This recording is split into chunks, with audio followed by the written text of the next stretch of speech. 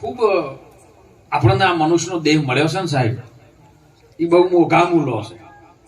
ઓમાં કોઈ મૂલ કરી શકે એવું નથી. બધા કહે છે કે આપણને વાલામાં વાલું શું, એટલે કે વાલામાં વાલો જીવ. ઘણા મને પ્રશ્ન કરે, બાપુ વાલામાં વાલું આ જગતમાં શું? કે બાપુ વાલામાં વાલો જીવ. કીધું જીવથી જે વાલું કોક ને કોક હશે. આપણે નક્કી કર્યું કોઈ દાડો કે જીવથી જે વાલું શું હોય? જે દાડો આબરૂ ઉપર આવીને ઉભું રહે ને એ દાડો જીવ તમે ટોપો કઈ મરી દો. જીવથી વાલી આબરૂ છે.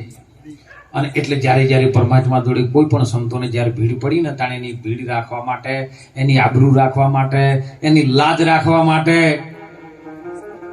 પોકાર કર્યો છે. પોકાર ત્યારે થાય ખબર છે? જ્યારે તમને ભીડ પડે ને તાણે પોકાર થાય. જો સુધી આપણને ભીડ ન જાણે પડે ને તે સુધી સાચો પોકાર થાય એવો. અને ભીડ પડે ને તાણે સાચો પોકાર કરજો, તો હોમે ના હોય મને કહેજો વારું. મહાપુરુષો એટલે જ્યારે હરિયાળા વનની અંદર બાદશાહે ઘેરો ગાલ્યો સગુણાને લૂંટવા માટે. કેવીને? સગુણા. 6 ગુણા. અને એને લૂંટવા માટે બાદશાહ કાળ છે સાહેબ. એને ઘેરો કાઢ્યો. કોના? સગુણા જવા નહીં દેવી. જો જાય છે અલગ ધણી રામદેવપીર પાસે જાય છે અને જવા દેવી નથી. તારું અમાય હમણાં સુંદર વાત કરી કે જુઓ કન્યા વરના વરવા જાય. જુઓ આ તો વચનનું લેર્યું. વરરાજા તો કન્યા વરવા જાય, પણ આ તો કન્યા વરના વરવા જાય છે. ઉલટું કેવું છે જુઓ. સુરતા જ્યારે સાહેબ શબ્દને વરવા જાય ને ગુરુ મહારાજના દેશમાં, સુરતા કન્યા છે, શબ્દ વર છે. અને વરે જેવો કે વણ ઠૂઠો, અણઘટ અને પોગળો. ઠૂઠો એટલે કોઈ પણ પ્રકારની જે પોગેરે જ નહીં અમે. અણઘટ એટલે કોઈ ઘાટમાં ન આવે એવો અઘાટ.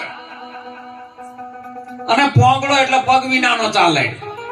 પગરે વિનાનું પેદલ હા હું મારી હેલી.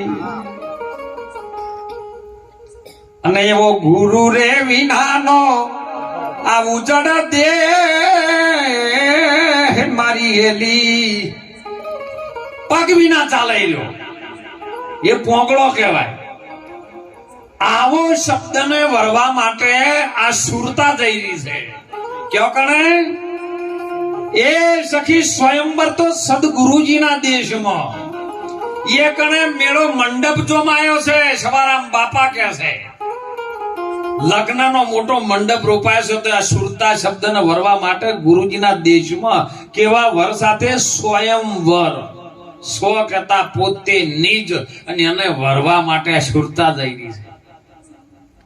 અને એવી રીતની આ સગુણા અલગ ધણી રામદેવપીર બાપાના ધામમાં જાય છે. રત્નો લેવા માટે આયેલો છે. કારણ આપણે ભજનમાં નહીં કહેતા તો શબ્દ જ છે હો. બધું આખા વિશ્વમાં શબ્દની માયા ચાલે છે. પણ શબ્દ તૂટી જાય ને તેનો સાર આપણો ગોતવાનો છે. શબ્દ વળજી નહીં રહેવાનું. રત્નો કે લેવાઈ ગયો તો. અને રત્ના હંગા છે કે મન વેગી ને પવન વેગી અને હોઢડી હતી. હું તો કઉ છું બધાની પાસે હાલ રત્નો છે. અને હાલ બધાને મન વેગી ને પવન વેગી હોઢડી બધાની પાસે છે. હેજી લાખા તમે મન ને પવન ને એક ઘરમાં લાવો. મન અને પવન આ બે હોઢડી નથી મળી, પણ એક ઘરમાં લાવવાની છે.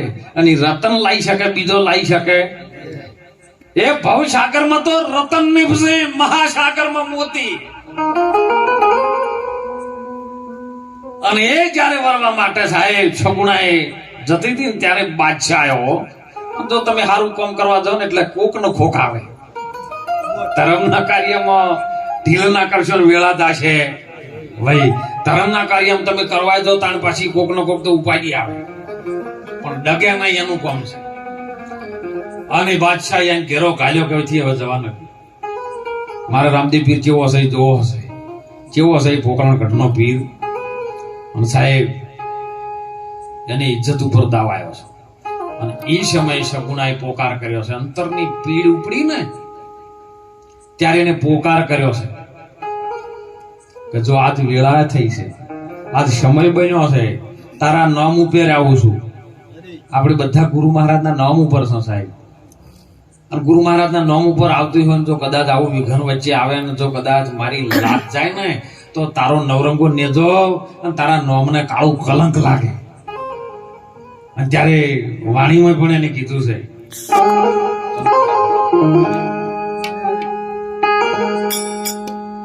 એ ઘડીએ ઘડીએ રે રોમા એ દાખલું ને રોમા ભીડ રે પાડીને ભેળો ને હોવે રોમા ભીડ રે પાડીને ભેળો એ કુંવર રોમા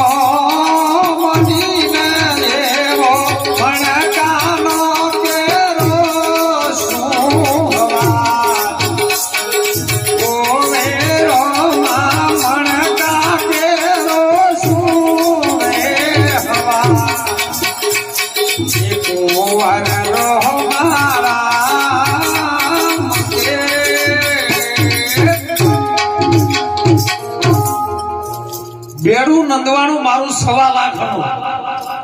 કેવું બેડું? શબ્દનો સુરતાનું બેડું. બે ભેડું થાય એટલે બેડું થાય.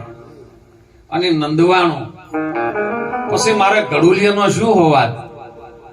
માળા તૂટી મારા નિજ શ્વાસની સાહેબ. પછી મારા મણકાનો શું હોવાત? આ બધું તૂટી જાય પછી તું આયે તો કોઈ કોમનું નથી. અને સાહેબ આ અવાજ ત્યારે કોઈ મોબાઈલ નતો, કોઈ એન્ટિનિયર નતા, કોઈ વાયલેશન નતા.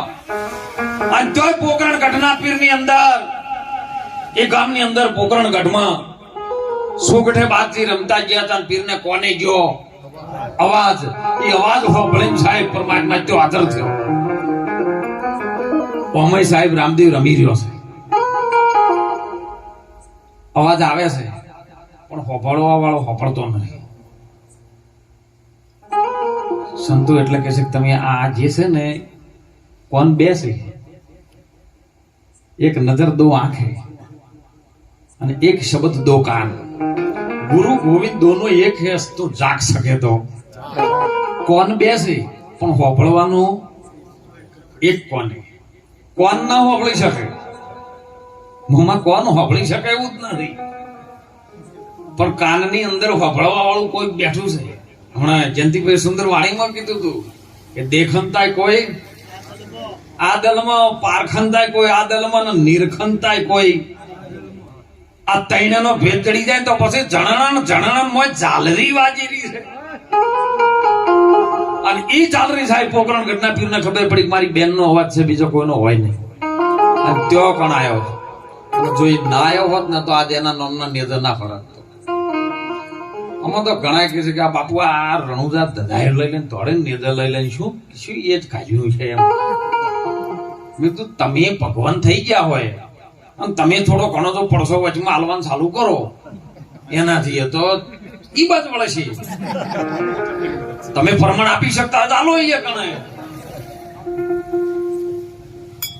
તમે જેટા બકરાને વાળી શકો, સિંહને ના વાળી શકો.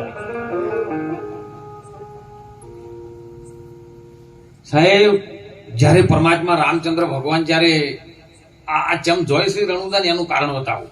ઇતિહાસ બોલે છો રામાયણમાં કે ભગવાન રામચંદ્ર જયારે પુલની બોધવાનો હતો, સેતુ બનાવવાનો હતો, અને ત્યાં કણે રામેશ્વરની સ્થાપના કરી છે. તે એના માટે રાવણને બોલાયા છે પૂજા કરવાય, કારણ કે મહાન વિદ્વાન બ્રાહ્મણના સ્વરૂપમાં હતો એ, અને એના જેવો કોઈ વિદ્વાન બ્રાહ્મણ નતો એટલે એને બોલાયા છે.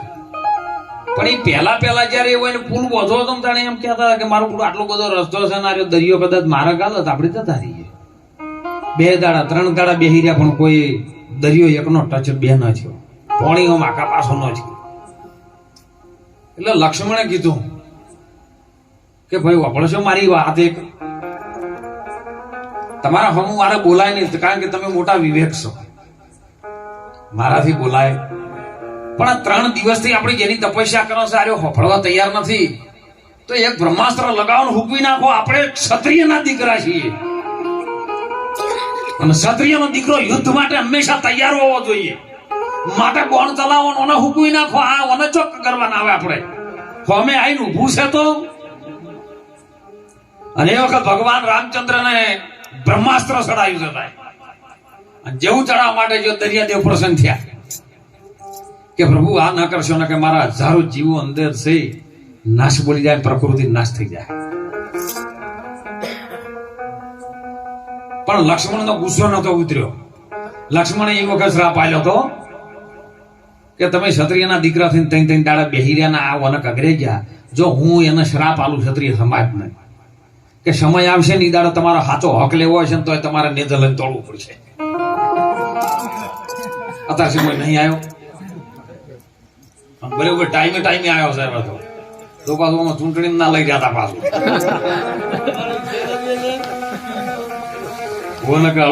પાછું આમ અધૂરું સમજો ચાલશે, કોઈ નહીં સમજો ચાલશે, પણ હા ઊંધું ન સમજતા. પણ એ શ્રાપ આજે સાબિત થયો કે તમારો પોતાનો હક હશે તો તમારે લેવા માટે કગરવા દોડવું પડશે.